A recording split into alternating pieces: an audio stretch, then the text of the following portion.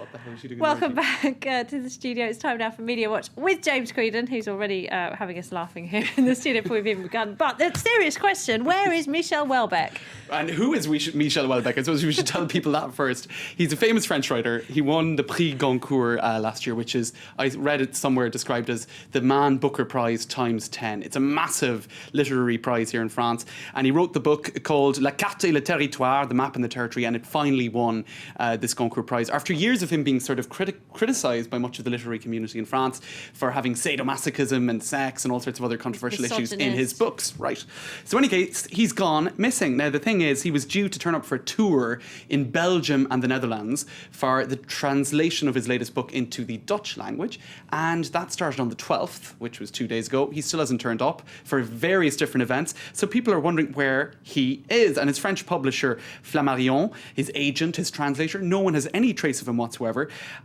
So, you know, even online, there's lots of speculation about this. We'll have a look at some of the tweets that we're seeing. Can I be very on the internet. cynical and suggest this might be a publicity stunt of some It could be a publicity stunt, but he's leaving a lot of readers and followers in Belgium and the Netherlands disappointed. So that's a sort of a pretty bad publicity stunt, I would say, because these people might have bought his books otherwise. And now they might say, well, I'm not going to buy his book if he didn't turn up for the event. Right, yes. So here you see Michel Houellebecq is missing. Somebody here really didn't seem to care. Michel Houellebecq disappeared. Who cares?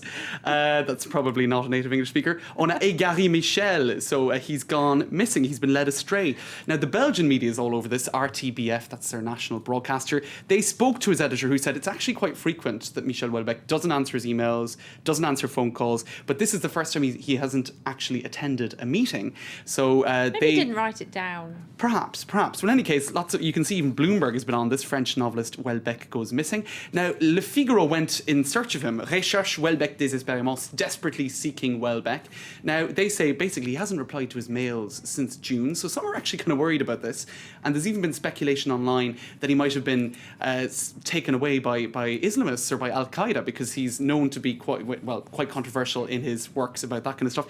There's no proof of that anyway, and what many people are concluding, including the literary critic of Rue 89, a left-leaning website here, is that he's probably just trying to duck these events and, you know, can't be bothered. Can't be bothered. All right, we'll I could give you more details, but that's basically it. All right, okay. All right, let's move on, because tomorrow we're going to have a big showdown between the socialist candidates, Ségolène, Martine and François, all going head-to-head. It's going to be very exciting. The three front-runners, two former lovers, François Hollande and Ségolène they share children, don't they? They have 4 children together, so it's good. People are going to be watching out to see if there's going to be snipes and if it's going to get nasty between them. Now, what they're looking for in the build-up to the coverage of this tomorrow is who is the best online at sort of promoting themselves, at attacking the other candidates, at trying to generate Twitter followers. Twitter, of course, that little micro-blogging website where you get yes, who has the most followers on Twitter. And you see, it's interesting because it does actually reflect who is the most popular in the polls. So you've got Martine Aubry, or François Hollande rather, he's the front runner at 24,000 followers. Martine Aubry, 17,300. Ségolène Royal, 18,000. Actually, I tell a lie, she's drifting in the polls and she is ahead of Martine Aubry. In any case... She's got a lot of friends. But what's interesting is if you look at Twitter followers nationally, and they've got on L'Express here, the map of the political leaders who tweet, right? You've got the likes of Barack Obama. He has 10 million Twitter followers. 10 million. Impressive. You've got Hugo Chavez, 2 million. So the French socialists are just absolutely trailing behind. Herman Van Rompuy has 22,000. He's even beating Martine. That does surprise me. Right.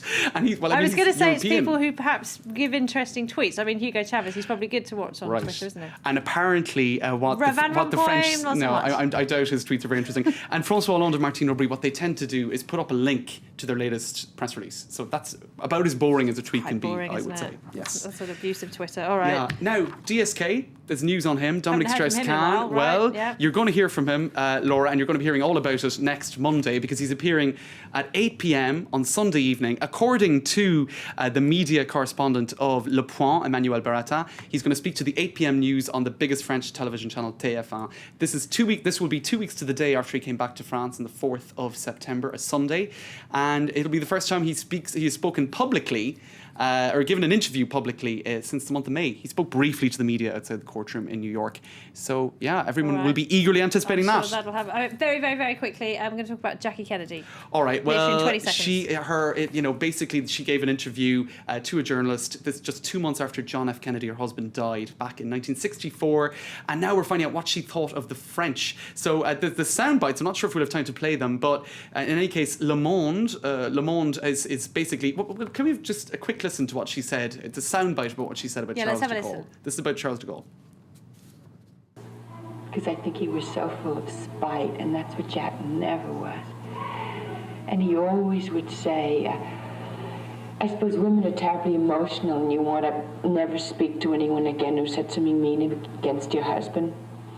All So right. she called him spiteful, and she didn't like French people. That's what we're learning. Jackie Okay. Kennedy, who was French, partly French in her origins. Yes, So it's very, not very. Okay, surprising. all right, we'll have to leave it there. James Creedon, Thanks, Laura. many thanks indeed. That's it for Media Watch. And now we're going to find out what's making a buzz on the internet with web news.